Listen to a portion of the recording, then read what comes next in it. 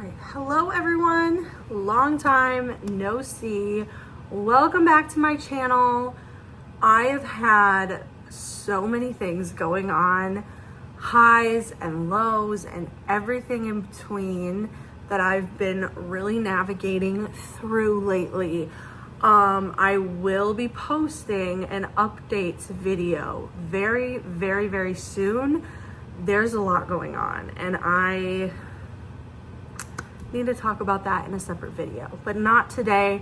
Today, I am actually going to be showing you 12 books, 11 of which correlate with one of Taylor Swift's albums, and then I have a special, honorable mention book that I want to talk about today. So this is one book for each Taylor Swift album.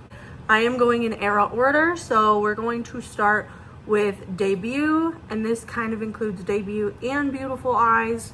So the first book I want to talk about is The Do-Over by Lynn Painter. This book is very teenager love story vibes, and it is about this girl, and it's Valentine's Day, and something happens and she keeps living Valentine's Day over and over again until she has the perfect Valentine's Day. There's a lot of twists and turns, and this just kind of reminds me of the young mentality of how romance works, and just being young and innocent and in love. And I don't know, this really reminds me of Debut and some of those songs that Teardrops on My Guitar and Beautiful Eyes and I Heart ? This is very much on brand with that, and I really enjoyed this book, and it really does have a debut feel. So it says, after living through a dumpster fire of a Valentine's Day, Emily Hornby escapes to her grandmother's house for some much needed girl talk and companionship. There, Emily passes out on the couch, but when she wakes up, she's back home in her own bed. That's not the only shocker though. Somehow it's Valentine's Day again.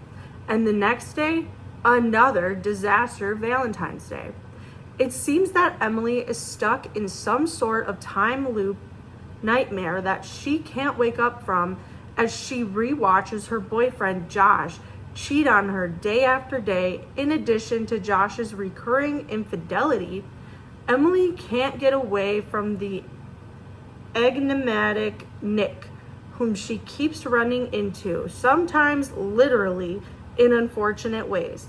How many days can one girl spend passively watching her life go up in flames? And when something good starts to come out of these terrible days, what happens when the universe stops doling out do-overs? So this book is just very reminiscent of the young teenage years and everything you deal with as a young teenager. All right, next is Fearless, and I picked kind of a classic romance novel for Fearless because I feel like Fearless is all about, again, young love, but really getting more established in the young love. You're still a teenager, but your feelings of love are more valid when you're in high school and more mature. And for that, I picked The Last Song by Nicholas Sparks. To me, this is the best novel Nicholas Sparks has ever written. It is so good.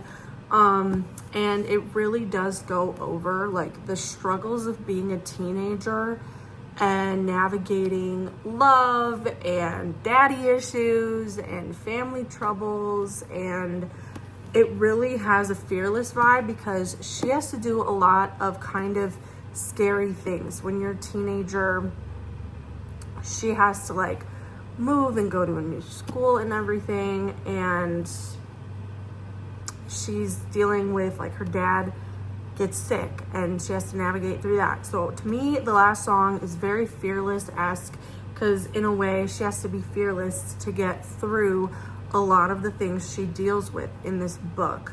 And the love story in this is just so good. Like, it's so young love, and it's just a really, really great love story. 17-year-old Veronica Ronnie Miller's life was turned upside down when her parents divorced and her father moved to Wrightsville Beach, North Carolina. 3 years later, she remains alienated from her parents, particularly her father, until her mother decides it would be in everyone's best interest if she and her brothers spent the summer with him. Resentful and rebellious, Ronnie rejects her father's attempts to reach out to her and threatens to return to New York before the summer's end. But soon, Ronnie meets Will, the last person she thought she'd ever be attracted to, and finds herself falling for him, opening herself up to the greatest happiness and pain that she has ever known. An unforgettable story of love in all its myriad forms. First love, love between parents and children. So it technically starts when she's in high school and then it skips forward 3 years. But either way, it is a great representation of the love between two people, the love between family. And I really think this book is very Fearless-esque. Even though it's not truly a high school love story, it still is such a good one. And for that, I say that the last song really resonates with Fearless. One True Loves by Taylor Jenkins Reid. This is another just really interesting love story. This is one of my favorite books of all time, and I think it really resonates with the themes of Speak Now. It says, in her 20s, Emma Blair marries her high school sweetheart, Jesse. They build a life for themselves far away from the expectations of their parents and the people of their hometown in Massachusetts. They travel to work together. Emma as a freelance writer, Jesse as a production assistant on nature documentaries, living life to the fullest and seizing every opportunity for adventure. On their first wedding anniversary, Jesse is on an assignment in the Aleutian Islands when the helicopter goes missing over the Pacific. Just like that, Jesse is gone forever. Emma quits her job and moves home in an effort to put her life back together.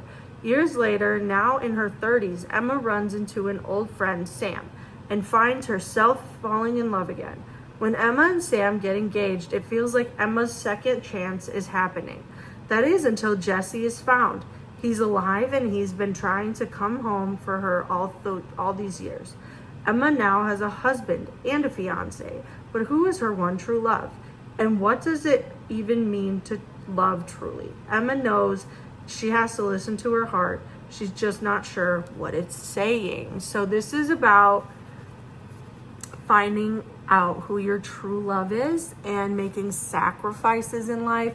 And I feel like this album was very coming of age for Taylor, and she was finding out things about like true love and finding out what it's like to live on your own and dealing with the challenges of life that adulthood brings you. And that's kind of how I feel that this book really represents, because she kind of starts a new life when she thinks her husband dies, and then she has to kind of rediscover the meaning of love and what it looks like to truly love and live happily on your own. And I think this book really does a great job of aligning with Speak Now. Next is Red, and this is an example of a book that I really picked one song off of Red and rolled with it. And that is The Seven Husbands of Evelyn Hugo. This is also by Taylor Jenkins Reid. This book is so the lucky one. It's about Evelyn Hugo. She's like this big movie star in the industry, and she kind of goes from man to man and marries these 7 husbands until she finds her true love. And to me, that's kind of what Red is about. It's about like going through the emotions of breakups and lost loves and true love and all of those things. Red is truly like a falling in and out of love album. And that's what the 7 Husbands of Evelyn Hugo is. It's very falling in and out of love until you find the right one. And so it is a lot like The Lucky One, because she's a movie star and she's trying to make it big and everything. But she's also going in and out of these love stories and these relationships. And it gets to the point where she's really sick of what she's been into and wants to start something new. And that's all I'm going to tell you. You need to read this book. It is so, so good. And I definitely just recommend Taylor Jenkins Reid as an author. She has so many good books. Reclusive Hollywood icon Evelyn Hugo is finally ready to tell the truth about her glamorous and scandalous life. But when she chooses unknown magazine reporter Monique Grant to write her story, no one is more astounded than Monique herself. Determined to use this opportunity to jumpstart her career, Monique listens in fascination, from making her way to Los Angeles in the 1950s to leaving show business in the 80s, and of course the 7 husbands along the way. Evelyn unspools a tale of ruthless ambition, unexpected friendships, and a great forbidden love.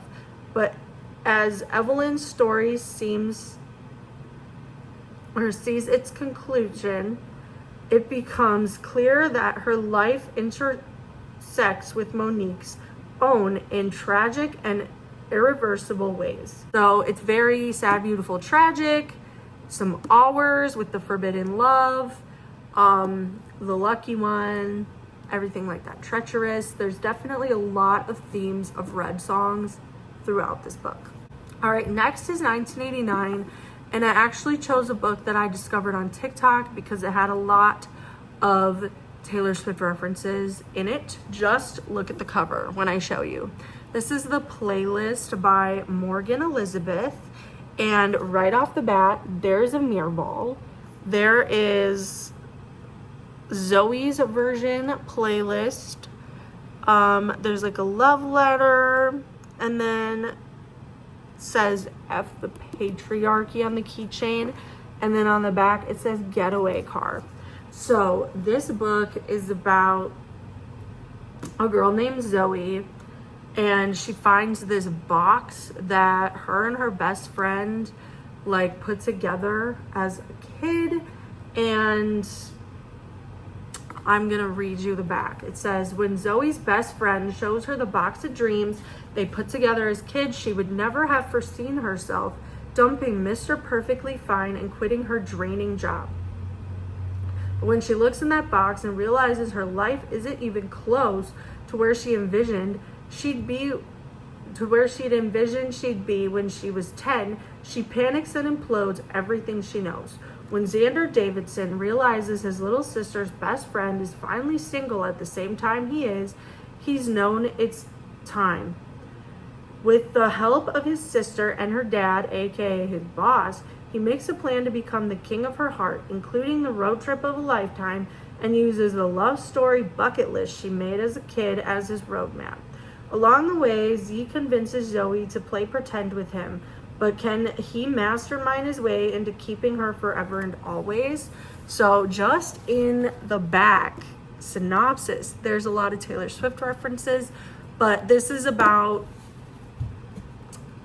a girl and her best friend's brother kind of finding, like, going on a road trip, and meanwhile he's really trying to steal her heart, to win her over, to get the girl. And to me that is very 1989, and she's kind of putting her past relationships aside and like cleansing herself of her past and her untrust in her past relationships to really try to pursue the relationship with him.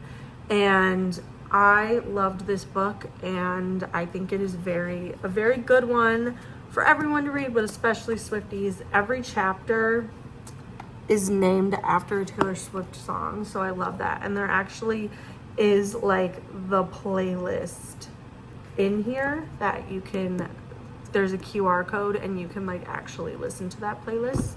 We're on to Reputation. So if you don't know me, Speak Now and Reputation are my top two favorite albums.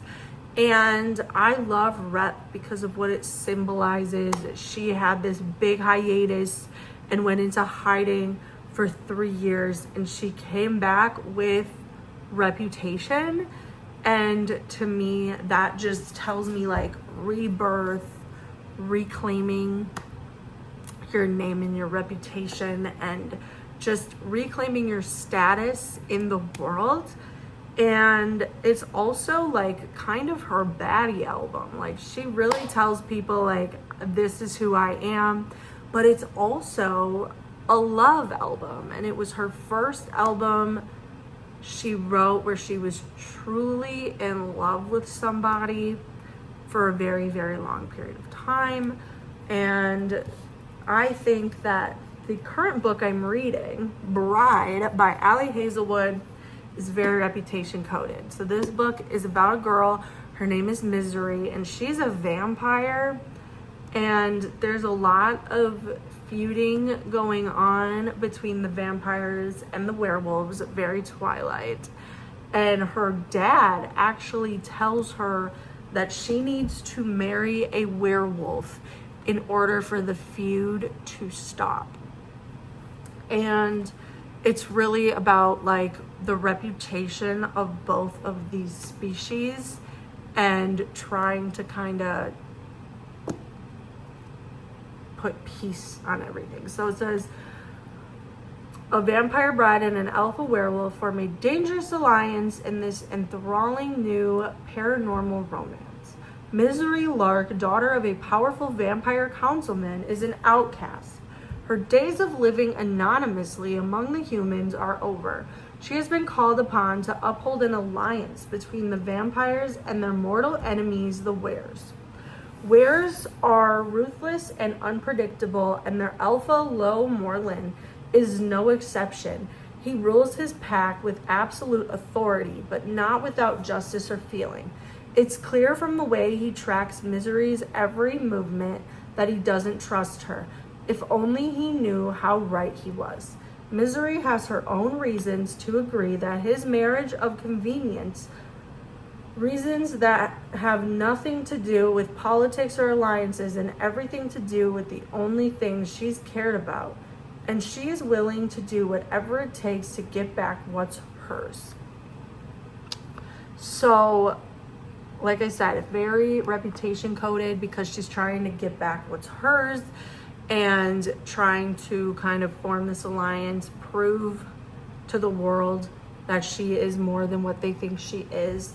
And to me, this just speaks reputation. Okay, next one, Lover. Lover is just like, it's that classic lovey, upbeat pop album. There's a lot of love songs on it. There's also a lot of songs that are more like treacherous, where they're saying love is not perfect. And to me, this is gonna be the first book that I talk about that's part of a like trilogy, but it is the To All the Boys I've Loved Before trilogy, because this is a very like lovey-dovey teen romance trilogy. But through the series, she grows up a lot. She kind of realizes love is not perfect, and there's a lot of turbulence in it. And this series just really speaks Lover to me. And here's what it says. Laura Jean keeps her love letters in a hat box her mother gave her. They aren't love letters that anyone else wrote for her, though. These are ones she's written, one for every boy she's ever loved, 5 in all. When she writes, she can pour out her heart and soul and say all the things she would never say in real life, because her letters are for her eyes only. Until the day her secret letters are mailed and suddenly Laura Jean's love life goes from imaginary to out of control. So this book's very like, it's instead of to all the girls you loved before, it's to all the boys you've loved before. And it really sets a foundation for the guy that she really loves to kind of fall in love with her. And to me, that is so lover coded. Next one, I really based Folklore off of one specific song, and I'm gonna show you what book it is, and you're gonna guess what song it is. Yup. Folklore, when I think of Folklore, the first song that pops into my mind is The Last Great American Dynasty. So I automatically picked The Great Gatsby because it's so folklorian, honestly, because there's a lot of ups and downs. There's a lot of depressing moments in this book. And there's a lot of times that Jay Gatsby is really unsure of himself. And to me, this just speaks folklore to me, because yeah, he has this glamorous life by night, but during the day, he has a lot of demons he's battling. And to me, Folklore has a lot of songs that are about battling your demons, but also the invisible string that connected him to Daisy is like the invisible string that is sung about in the song. And there's illicit affairs in this book, and there's just a lot of connections to The Great Gatsby in Folklore, so I did pick Great Gatsby. And if you don't know what The Great Gatsby is about, it's basically about this guy named Jay Gatsby, and he has these really elaborate parties, kind of like Rebecca Harkness in The Last Great American Dynasty, but he's really battling his demons because there is his love of his life.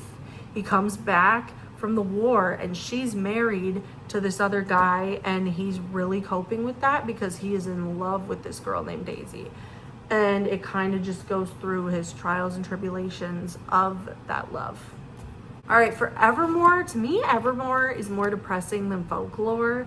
And there's a lot of like also fighting your demons, but it's also rising up and kind of thriving through the challenges. And to me, that is Jane Eyre by Charlotte Bronte. Jane Eyre, fun fact, these two are my favorite classics, but Jane Eyre is a girl that had a lot of trouble growing up. Like, she got abused. She was told that she was just this bother of a girl, and she had a very dark childhood. And she becomes a nanny for children and ends up like falling in love with the guy whose children she's taking care of. And there's a lot of dark things that happen with that as well. And I think this book really does have a lot of themes of Evermore, such as like happiness when she leaves, closure, it's time to go. There's a lot of really dark themes in Jane Eyre that are very reminiscent of Evermore. All right, next is Midnights, and I chose this book because it is called The Breakup Tour, and it is inspired by the Eras Tour, if you couldn't figure that out already. But the Eras Tour started during the Midnights era, and Midnights is so clearly like a breakup album. Everybody says it's like a love story. No, it's not. Midnights is a breakup album, and you are in denial if you think anything else. So this is about Riley Wynn went from a promising singer-songwriter to a superstar overnight thanks to her breakup song concept album. and its unforgettable lead single. When Riley's ex-husband claims the hit song is about him, she does something she hasn't in 10 years and calls Max Harcourt her college boyfriend and the real inspiration for the song of the summer. Max hasn't spoken to Riley since their relationship ended. He's content with managing the retirement home his family owns, but it's not the life filled with music that he dreamed of. When Riley asks him to go public as her songwriting muse, he agrees on one condition: he'll join her band on tour. As they perform across the country, Max and Riley start to realize that while they hit some wrong notes in the past, their future could hold incredible things, and their rekindled relationship will either last forever or go down in flames. To me, this just really is reminiscent of the themes on Midnights, because they're like, there's when she's in a lavender haze and she's like kind of blindsided by her relationship. And then you go from that to like Midnight Rain, where she's talking about how they were complete opposites and that's why the relationship didn't work. Or Maroon has a lot of themes that are in this book. And of course, You're Losing Me kind of reminds me of the song that Riley in this book wrote that started this whole journey. But yeah, this book I really recommend. It is by Emily Wimberly and Austin Sigmund Broca, and I really recommend this book, and it is so Midnight's coded. And then for Tortured Poets, of course, I chose a poetry book. I chose to talk about, this is actually a trilogy, The Princess Saves Herself in this one by Amanda Lovelace. There is a lot of themes of like feminism, but also just like rising up after a breakup and being the one that saves yourself instead of a man. And to me, that is honestly what TTPD represents. I think it's a lot about her kind of pushing back after these men did her wrong. And that is what this entire trilogy is about. Amanda Lovelace is a great poet, and I always look forward to reading her poetry. Yeah, so I highly recommend checking out Amanda Lovelace, and The Princess Saves Herself in this one. And then my honorable mention is by an author named Anne-Marie Meyer. She's on TikTok, and she wrote a very like Tavis coded book, and I actually got like the package that came with a bunch of stuff, but it is Lucky Charm, and again, it's by Anne-Marie Meyer, and it's about, I'll just read the back. I thought my luck was about to change when my best friend found me an apartment to sublet in the heart of Nashville, Tennessee. As an aspiring singer, this is where I need to be in order to finally get discovered. I'm ready to start my new life until I discover my new neighbor is none other than Stone Walker. Super Bowl winning NFL receiver Stone Cold Fox, my high school crush, and my brother's ex-best friend, emphasis on the ex. I know I should probably tuck tail and run, but I don't. If Stone can handle this new living arrangement, then so can I. Besides, neighbors don't have to talk to each other. Until my best friend comes up with a plan, I should fake date Stone. After all, I have the talent, the drive, and the music. All I need is the visibility, and Stone has that in spades. I thought he would reject the plan, but he was surprisingly on board. Now he's showing up at my gigs with flowers and kisses me until my hand spins and my knees go weak. And when he scores a touchdown and dances just for me, I want his relationship to be real. But falling in love wasn't part of the agreement. Stone walked away from our family once, and I don't think I'm strong enough for him to do it again.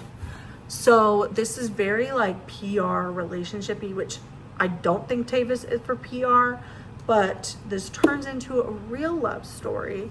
And it's very alchemy coded, and I love this book, and I highly recommend reading it. That is all of the books I wanted to talk to you about today.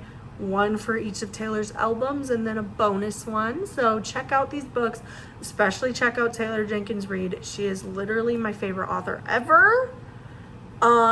Yeah, so thank you so much for watching, and I hope I'll be making a huge Taylor Swift merch haul soon. I've gotten a lot of Taylor Swift merch lately, and I'm gonna make a haul about it. But yes, thank you so much for watching. Stay beautiful. Bye.